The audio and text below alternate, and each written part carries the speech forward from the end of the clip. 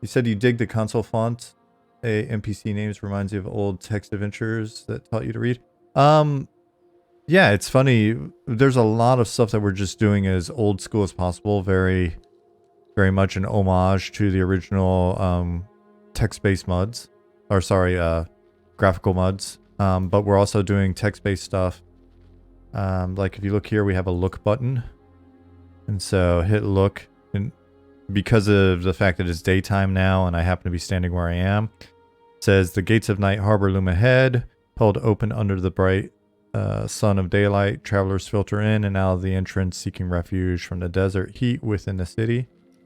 And so it can be used to provide just base descriptions. We're calling this system mud actions, so like multi-user dungeon actions. But like if I come here, look, you see an old well. Its crumbling exterior betrays its age, and it appears to be as old as the rest of the ruins nearby. I can /inspect the well. You see water deep below. /taste water.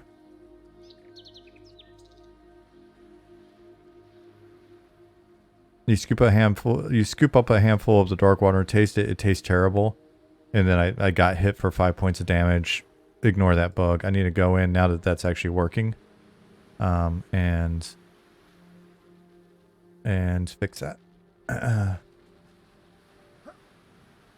So yeah, like, and we use it. We're using it in a number of places already, and with a number of, you know, a few quests. So there's a quest where you can only see the things that have been hidden if you have a specific object or a specific item with you, stuff like that. So we're really kind of leaning into that idea of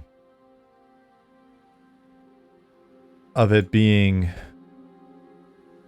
you know, it's an RPG in the classic sense. It has graphics, but that doesn't dissuade us from really leaning on text, and it's fun because it feels like the original MMOs that we played and worked on,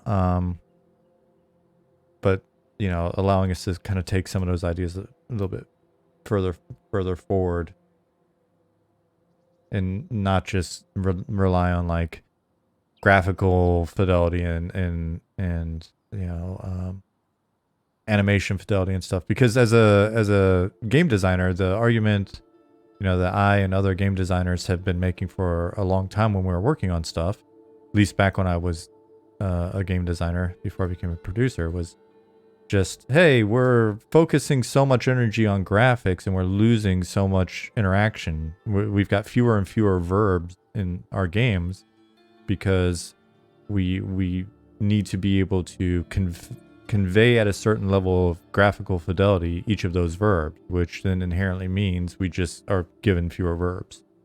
As he said, I really agree about the focus on graphics, often taken away from the scope of gameplay. I've seen so many games reduce the amount of story and dialogue because they feel it has to be fully voiced. The amount of unique assets get reduced because they need to have new, incredibly high quality assets. Nice to have things have voices and be pretty, but the trade-off isn't worth it. Yeah, I mean, if that's what you're making, if you're making a cinematic experience, then power to you. There's so many games I've tried to play in the past that people are like, oh, did you enjoy such and such? I'm like, pressing X every minute and a half to make an you know, it was fine when it was Dragon's Lair. But I don't want to play someone else's movie in most cases. I'd rather just watch someone play. You know what I mean? I'll watch people stream all sorts of games.